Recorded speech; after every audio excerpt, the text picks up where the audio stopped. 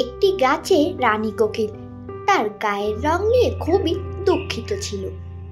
একদিন তার এই কথা তার প্রিয় বন্ধু বুলবুলিকে বলে। কোকিল তার প্রিয় বন্ধু বুলবুলিকে বলল যে সে তার গায়ের রং নিয়ে একদমই খুশি নয়, তার জন্য সে সবসময় দুঃখিত থাকে।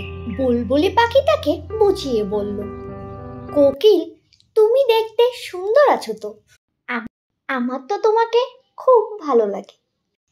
কিন্তু কোকিল বলে যে আমার গলার স্বর খুবই সুন্দর, কিন্তু আমার গায়ের রং খুবই কালো। বুলবুলি পাখি তাকে বোঝানোর চেষ্টা করে আর বলে যে হ্যাঁ, তুমি ঠিকই বলেছ যে তোমার গায়ের রং কালো, কিন্তু তুমি এটাও তো ভাবো তোমার আওয়াজ কত মিষ্টি, কত সুন্দর। বুলবুলি কোকিলকে আরো বলল যে দেখো, তুমি গায়ের রং নিয়ে দুঃখ করো না, তুমি এই ভেবে খুশি থাকার চেষ্টা করো যে ভগবান তোমাকে গায়ের রং কালো থাকা সত্ত্বেও এত মধুর গলার স্বর দিয়েছেন। আমাদের সব সময় আমাদের কাছে যা আছে তাই নিয়ে খুশি থাকা উচিত, যা নেই তার জন্য দুঃখ করার প্রয়োজন কি।